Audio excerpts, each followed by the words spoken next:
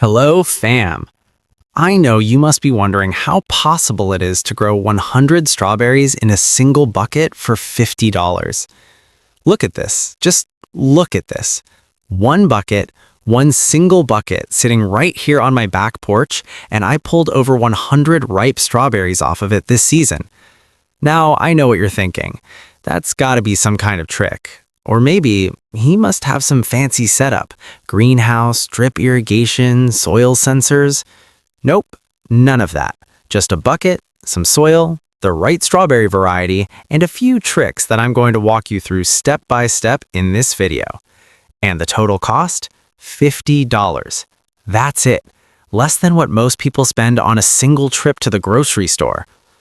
So, if you've ever wanted to grow your own fruit, fresh, sweet, sun-ripened strawberries right outside your door, but thought you didn't have enough space or money or gardening experience to pull it off, this video is for you. But before we dive in, I want to take just 2 minutes to talk to you, especially if this is your first time here on Garden HQ. Because if what you just saw, 100 strawberries from a single $50 bucket, if that got your attention, then I think you're really going to love what this channel is all about. Here at Garden HQ, we believe that growing your own food shouldn't be complicated, expensive, or require a big backyard. Whether you've got a tiny apartment balcony, a small patio, a side yard, or just a sunny window ledge, we show you how to grow real food in real spaces with real budgets. We're not about growing things just to say you grew them. We're about high yield, maximum harvest, getting the most out of every square foot, or in today's case, every single bucket. Every week, I put out videos that are practical, honest, and hopefully a little fun. No gardening degree required, no special equipment needed, just good, down-to-earth techniques that work. If you subscribe to Garden HQ today, here's what you're signing up for. Number 1, beginner-friendly tutorials. We break everything down in plain English. No jargon, no Latin plant names you'll never remember, just clear steps you can follow right away. Number 2, budget-first thinking. Every project we do, we ask, can the average person afford this? If the answer is no, we find a cheaper way. Your wallet matters to us. Number 3, high-yield strategies. We study what professional growers know, then we translate it into things you can actually do at home. More fruit, more vegetables, less frustration. Number 4, real results from real people. We hear from subscribers all the time who've gone from I kill every plant I touch to harvesting tomatoes, peppers, herbs, and yes, strawberries right from their own backyards. If that sounds like the kind of channel you've been looking for, hit that subscribe button and ring the notification bell so you never miss a new video. We drop fresh content every week, and trust me, what's coming up in the next few weeks is going to blow your gardening mind. Okay, now let's get into these strawberries because I've got a lot to show you. So here's how this whole thing started. A couple of seasons ago, I went to my local nursery to pick up some herbs. And on the way out, I passed this little rack of strawberry plants, bare root crowns, 3 for about $2. I picked up 6 of them on a whim, went home, stuffed them into a 5-gallon bucket I had sitting in the garage, put it out on the porch, and kind of forgot about them. A few weeks later, I walked out there and found runners, those little vine-like shoots strawberry plants send out, hanging over the edges. I thought, that's interesting. So I started paying closer attention. I started reading about strawberry growth habits, about how they reproduce, how to train them, how to maximize yields in small spaces. And what I learned genuinely surprised me. Strawberries are one of the most productive plants you can grow in a container, if you know a few key tricks. Most people grow strawberries and get a handful, maybe enough for one bowl, and they think, well, that's just what you get. But with the right setup, the right bucket, the right soil mix, the right variety, and one very specific technique I'll show you later, you can get 10 times that.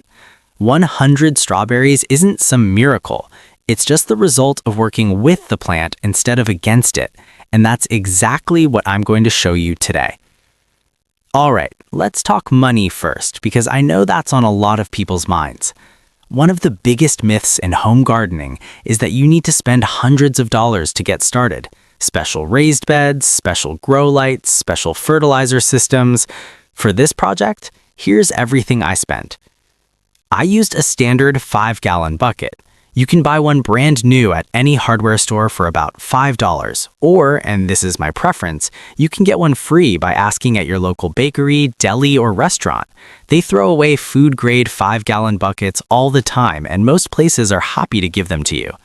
Just make sure it's food grade and has never held chemicals. Don't use regular garden soil in a container. It compacts, drains poorly, and will suffocate your roots. You want a good quality potting mix. Anything labeled for containers or raised beds will work. A bag costs around $12 to $15 and fills a 5-gallon bucket perfectly. This is a white pebble-like material that improves drainage and keeps your soil from getting waterlogged. A small bag runs about $8, and you only need to add about a quarter of it to your potting mix. This is one of the things most beginners skip, and it makes a big difference. I recommend bare root crowns over potted starts. They're cheaper, they transplant better, and they're available at most nurseries and garden centers in late winter and early spring. A pack of 10 runs about $6 to $10. We only need 6 to start, so you'll have extras. One small container of granular slow-release fertilizer. You mix it into the soil at planting time and it feeds your plants for the whole season. $8 to $10. We need to drill drainage holes in the bottom of the bucket. Most people already own a drill. If not, you can borrow one from a neighbor or use a hammer and nail to punch holes. Now let's talk about the most important supply of all, the right strawberry variety. This is something most people get wrong, and it costs them their entire harvest before they even begin. Walk into any garden center and you'll see a bunch of different strawberry varieties. And if you're like most people, you'll grab whichever one looks the prettiest on the label and head home. But there are actually 3 main types of strawberries, and they behave very differently, especially in containers. Type 1, June-bearing strawberries. These produce one big, massive harvest, usually in June. They're the ones you picture at a farm. Big, beautiful berries. The downside, one crop per season. If you're growing in a bucket and want a long, continuous harvest all summer, June bearers aren't your best bet. Type 2, ever-bearing strawberries. These produce 2 main crops, one in spring and one in fall. Better than June bearers for a longer season, but still with gaps in between.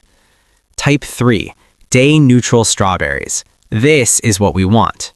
Day-neutral strawberries produce fruit continuously from spring all the way through fall.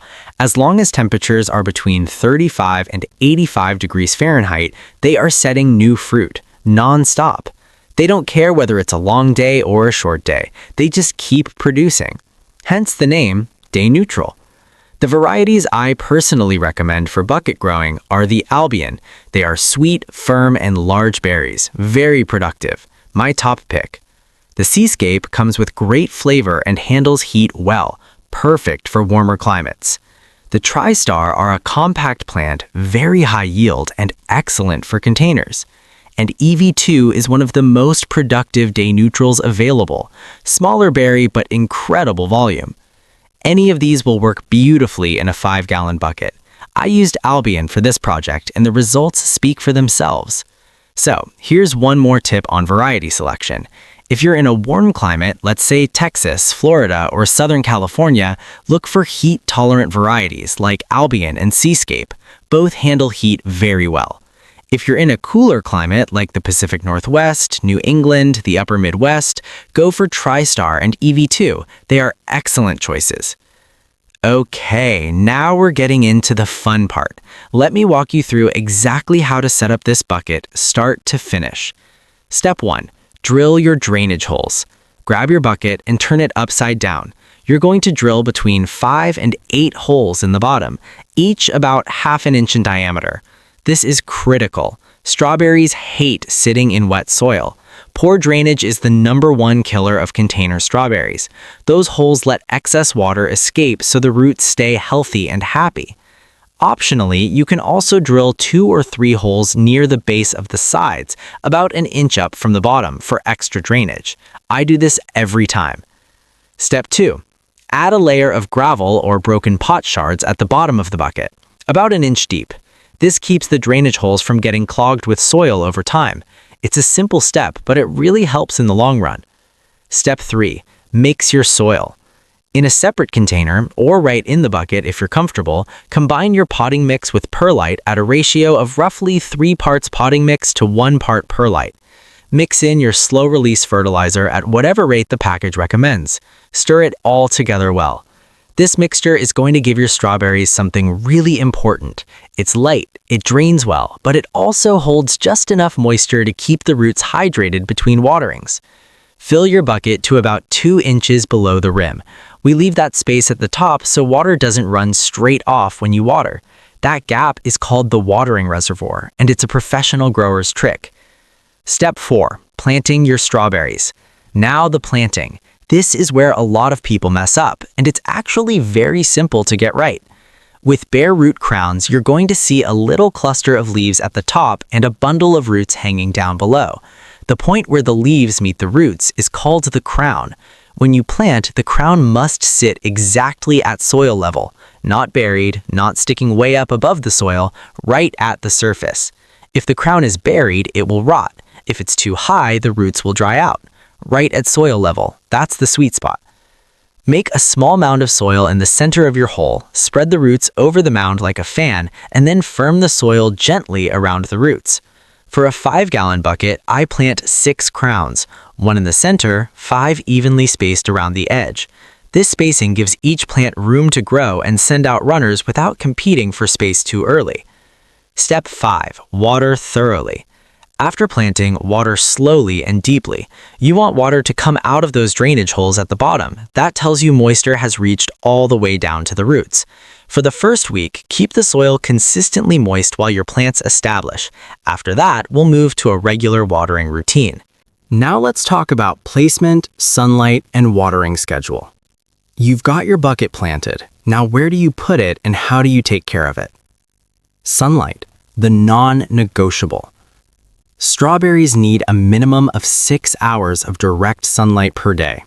8 hours is better, 10 hours is great. This is not negotiable. More sun equals more fruit, period. The best spots are south-facing or west-facing surfaces, a south-facing porch, a west-facing fence, a sunny patio or driveway. Put it wherever it's going to get the most direct afternoon sun. Here's the great thing about a bucket. You can move it. If you notice one spot isn't getting enough sun, pick up the bucket and move it somewhere better. That flexibility is one of the biggest advantages of container gardening. Watering, the finger test. Here's the simplest watering rule I know, and it never fails. Stick your finger about an inch into the soil. If it feels dry at that depth, water. If it still feels moist, wait. In the heat of summer, you might be watering every day. In cooler spring weather, every 2 to 3 days might be enough. The goal is consistently moist, not soggy, not bone dry. Think of how a wrung-out sponge feels. That's the texture you're going for in your soil. One thing that trips people up, containers dry out much faster than garden beds, especially small ones in full sun. In hot weather, check your bucket every day. Your plants will thank you for it. If you mixed slow-release fertilizer in at planting time, you're covered for the first 2 to 3 months. That fertilizer is doing its job slowly in the background. Once your plants start flowering and setting fruit around weeks 6 to 8, start adding a liquid fertilizer with higher potassium once a week. Potassium promotes fruit development. A tomato fertilizer works great for this, even though we're growing strawberries. It's a funny little trick. Tomato fertilizer is basically optimized for fruiting plants. Strawberries are fruiting plants. It just works. Next, the secret technique of runner management. Okay, this is the part of the video you've been waiting for. This is the secret. This is the difference between getting 20 strawberries and getting 100. It's called runner management, and it's incredibly simple, but almost nobody talks about it in the context of bucket gardening. What is a runner? A few weeks after planting, your strawberry plants are going to start sending out these long, thin shoots, almost like vines from the base of the plant. These are called runners or stolons. At the end of each runner, a brand new baby strawberry plant will form. If you let that baby plant touch soil, it will root itself and become a whole new strawberry plant. Left to their own devices, strawberry plants will cover a garden bed with new plants. That's how they spread naturally. How to use runners to multiply your harvest. Here's what most people do. They cut all the runners off because they've read that it improves fruit size on the mother plant. Here's what I do instead. I root those runners back into the same bucket or into small pots placed around the bucket. Here's the process. When a runner appears, trace it out to the baby plant at the tip.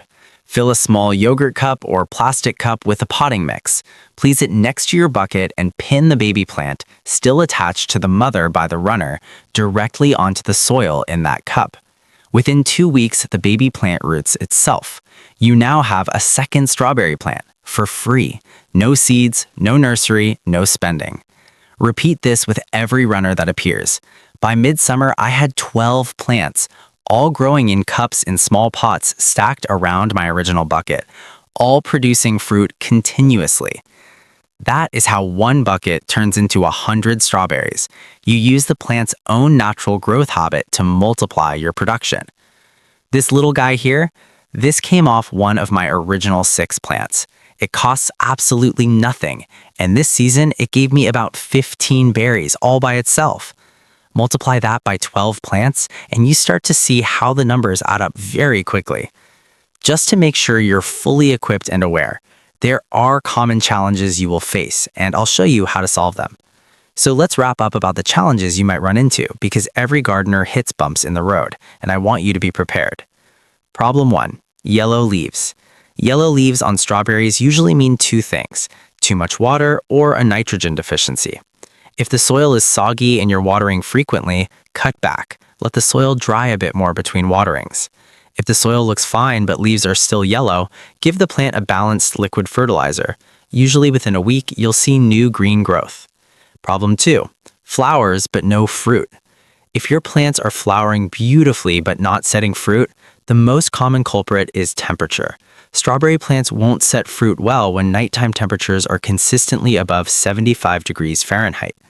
Move your bucket to a slightly shadier spot during the hottest part of summer, and production will pick back up as temperatures cool in late summer and fall. Another cause? Lack of pollination. If you're on a high-rise balcony with no bees around, you may need to hand pollinate. Just take a small, soft paintbrush, gently brush the inside of each flower, and move on to the next one. It takes about 2 minutes. Pests, slugs, aphids, birds, you name him. Slugs love strawberries as much as we do. If you see slime trails and half-eaten berries, place a shallow dish of beer near the bucket. Slugs are attracted to it, fall in, and can't get out. Problem solved. Aphids, those tiny green or black insects, can be blasted off with a strong stream of water from the hose. For persistent infestations, a spray of diluted dish soap and water works wonders. Spray in the morning so the leaves dry during the day. Birds? Cover your bucket with a piece of bird netting from the dollar store. Costs almost nothing and saves every single berry. Problem 4. Small fruit size.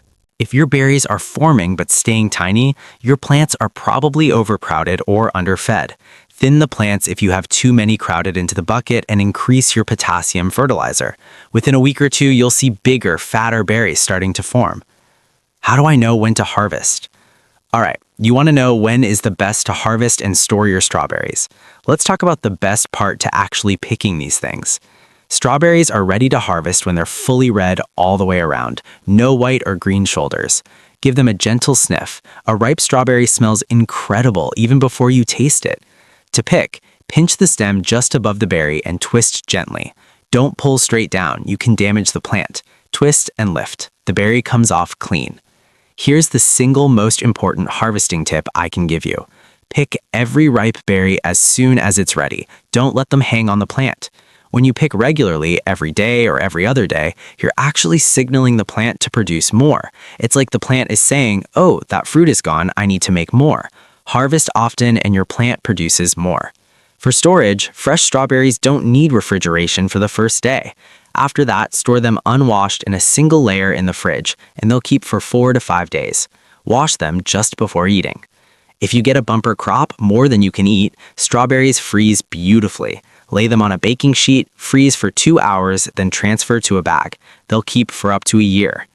So, there it is. 100 strawberries, 1 bucket, $50. Let's do a quick recap of the 5 things that make this work. 1. Choose a day-neutral variety like Albion, Seascape, or Tristar. 2. Use a proper potting mix with perlite for drainage. Never garden soil. 3. Get your crown placement right. Soil level, not buried, not too high. 4. Put your bucket where it gets 6 to 8 hours of direct sunlight. And 5. Use your runners. Root them, multiply your plants, and multiply your harvest. That's the whole system. There's no magic to it. It's just working with what the plant naturally wants to do. If this video helped you, I'd really appreciate it if you hit the like button. It tells YouTube that this kind of content is worth sharing, and it helps other home gardeners find Garden HQ. And if you haven't subscribed yet, please do. Every week we cover exactly this kind of project: practical, budget-friendly, high-yield gardening for real people in real spaces. Next week we're doing something I think a lot of you would love. Until then, get outside, get your hands dirty, and keep growing. I'll see you in the next one.